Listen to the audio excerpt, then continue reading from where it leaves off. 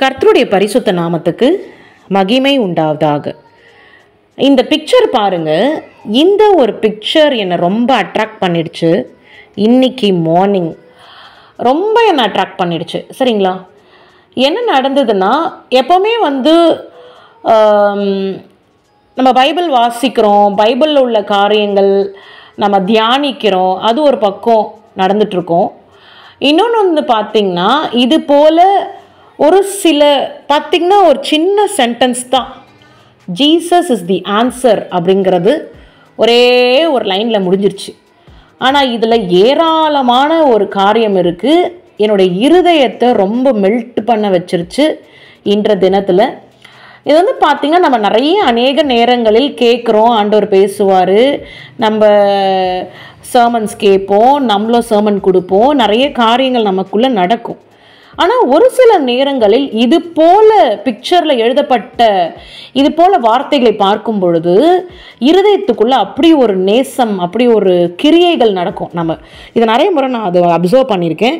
இன்று தினத்தில் என்ன ரொம்ப அட்ராக்ட் பண்ணது, இந்த ஒரு பிக்சரில் உள்ள வார்த்தை, ஜீசஸ் இஸ் தி ஆன்சர். அவர் தான் நமக்கு பதில், அவர் மட்டும்தான் நமக்கு பதில். இதை நீங்கள் எல்லா பெர்ஸ்பெக்டிவ்லையுமே வச்சுக்கலாம். அவரே வழியும் சத்தியமும் ஜீவனுமாய் இருக்கிறேன் அப்படின்னு சொல்லியிருக்கிறாரு. அவர் தான் ஜீவனாக இருக்கிறாரு. சரிங்களா? அவர் தான் ஜீவனாக இருக்கிறாரு, வழியுமாக இருக்கிறாரு, சத்தியமாக இருக்கிறாரு அப்படிங்கிறது நம்ம எல்லாருக்கும் தெரியும்.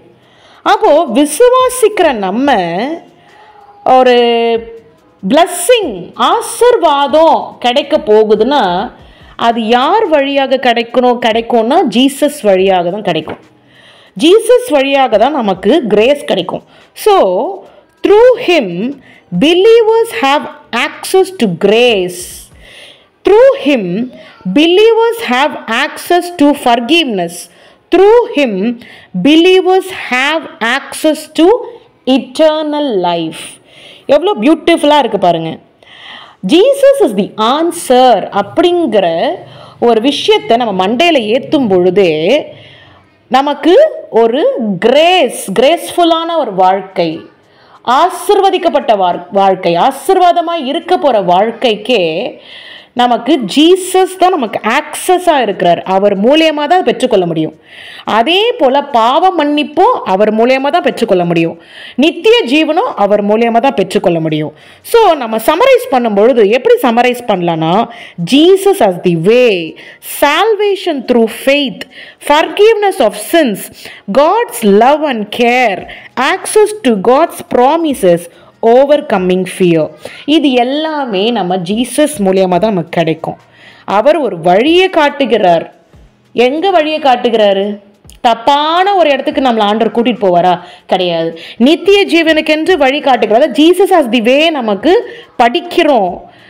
சால்வேஷன், நமக்கு ரட்சிப்புக்குரிய காரியத்தை எப்படி நமக்கு ரட்சிப்பு கிடைக்கிறது? த்ரூ ஃபெய்த், விசுவாசத்தின் வழியாக ரட்சிப்பு கிடைக்கிறது.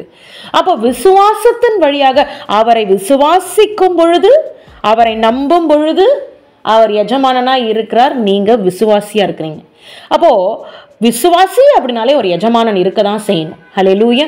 விசுவாசி அப்படின்னாலே ஒரு எஜமானன் இருக்க தான் செய்யணும்.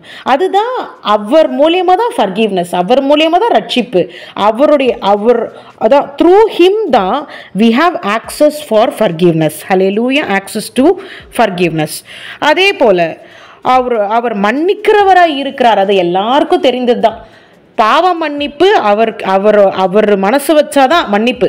அப்போது ஃபர்கிவ்னஸ் ஆஃப் சின்ஸும் அவருடைய கரத்தில் இருக்கிறது, பாவ மன்னிப்பும் அவருடைய கரத்தில் இருக்கிறது. அதே போல் அன்பு, ஆண்டருடைய அன்பு அவர் மூலயமா தான் நமக்கு கிடைக்கும். ஆணுடைய அன்பு அவர் மூலயமா தான் கிடைக்கும். அவர் நம்ம விசாரிக்கிறவராகவும் இருக்கிறார், அவர் நம்மை அரவணைக்கிறவும் இருக்கிறார், அவர் நம்ம கேர்டேக்கராகவும் இருக்கிறார். இப்போ பாருங்கள், ஒரு சில நேரங்களில் நம்ம விசாரிக்கிறதுக்கு யாருமே இருக்க மாட்டாங்க. சரிங்களா? பிகாஸ் நம்ம 2 பிள்ளைங்களை வச்சுருப்போம். சில பேர் வீட்டில் 3 பிள்ளைங்க இருப்பாங்க, வளர்ந்துருப்பாங்க.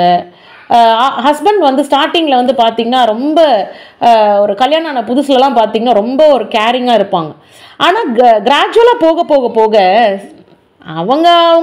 அவங்களே பார்த்துக்குவாங்க. ஏன்னா நம்ம வந்து அடல்ட்டில் வரோம், நம்ம நல்லா க்ரோ ஆகிடுறோம், ஒரு மெச்சூர் இதில் வரும்.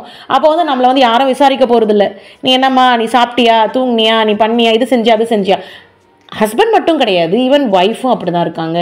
அப்புறம் நம்மளை பெற்றெடுத்த தாய் தகப்பனார் கூட விசாரிப்பாங்க. ஆனால் ஆண்டவர் எப்படி இருக்கிறாரு விசாரிப்பாங்க, ஒரு ஃபோன் கால் மூலமா விசாரிப்பாங்க, அவ்வளோதான். ஆனால் ஆண்டவராகிய இயேசு கிறிஸ்து அனுதினம் நம்மோடு கூட வாழ்ந்து கொண்டிருக்கிறார், விசாரிக்கிறார், ஆற்றுகிறார், தேற்றுகிறார், அரவணைக்கிறார், சகலத்தையும் செய்து கொடுக்கிறார். அதான் he is a care taker அப்படின்னு சொல்கிறோம். அதே போல் ஆக்சஸ் டு காட்ஸ் ப்ராமிசஸ், ஆண்டவர் பரலோக திட்டங்களை வைத்திருக்கிறார். நம்முடைய வாழ்க்கையில் அநேக திட்டங்களை வைத்திருக்கிறார், அநேக எட்டர்னல் நித்திய உடன்படிக்கைக்குள்ளே நம்ம நடத்த இருக்கிறார். இது அத்தனைக்கும் ஜீசஸ் கிரைஸ்ட் மூலியமாக தான் ஆக்சஸ், அவர் மூலியமாக தான் அத்தனையும் காட்ஸ் ப்ராமிசஸ் எல்லாம் நிறைவேறப்படுகிறது. அதே போல் ஆண்டுடைய பிள்ளைகள் எப்படி இருக்கணும்?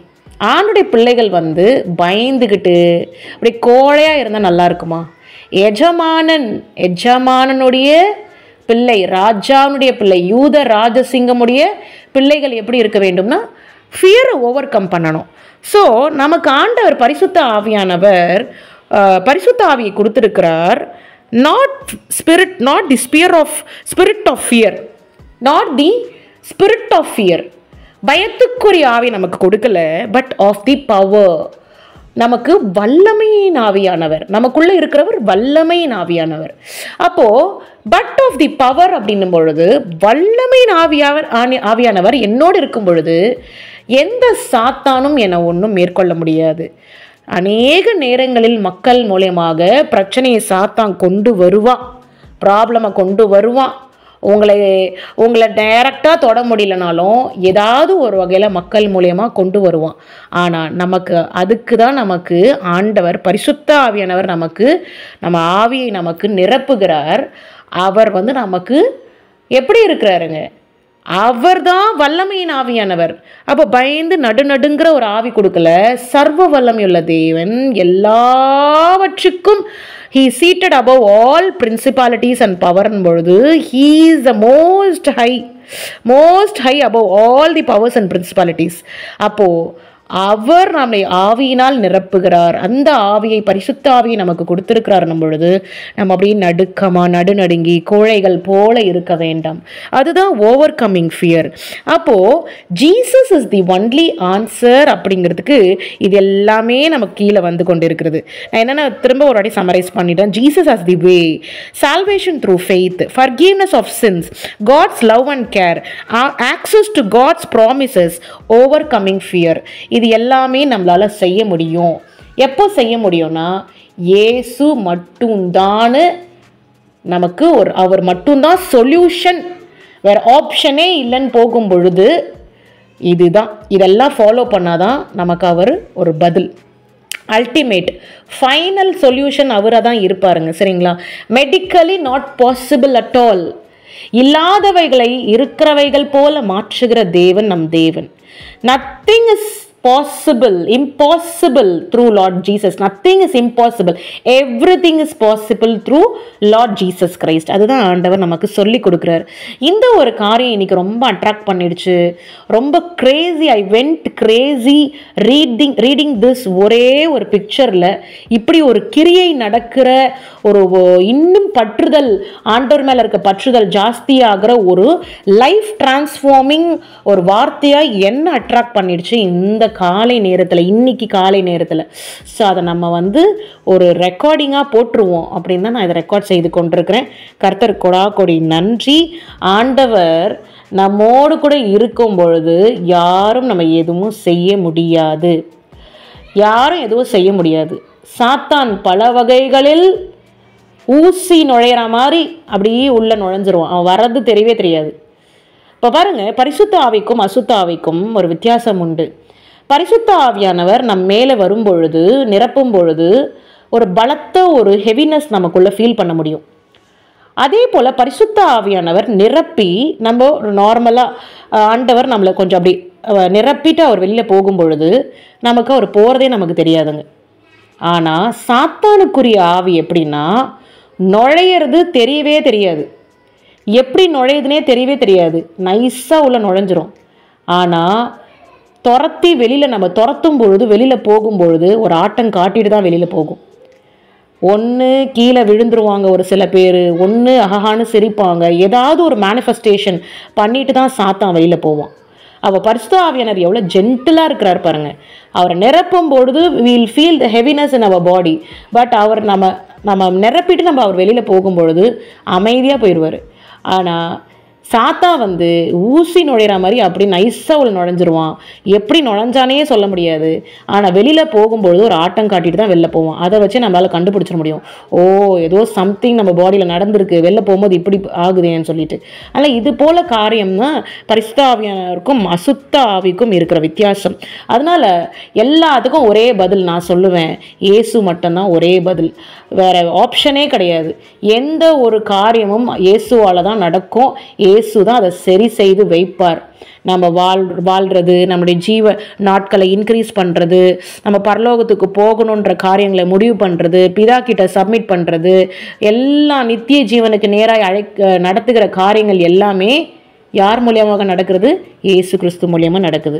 ஸோ இந்த ஒரு விஷயம் உங்களுக்குமே இந்த பிக்சரில் எழுதியிருக்க வார்த்தை உங்களையுமே அட்ராக்ட் பண்ணியிருக்கோன்னு நினைக்கிறேன். கர்த்தர் கொடி நன்றி. கர்த்தர் நம்மை ஆசிர்வதிக்கவே ஆசிர்வதித்து பழகி பெருக செய்வார். ஹல்லேலூயா. இயேசுவின் ரத்தம் ஜெயம், இயேசுவின் ரத்தம் ஜெயம், இயேசுவின் ரத்தம் ஜெயம். ஹல்லேலூயா. நன்றி.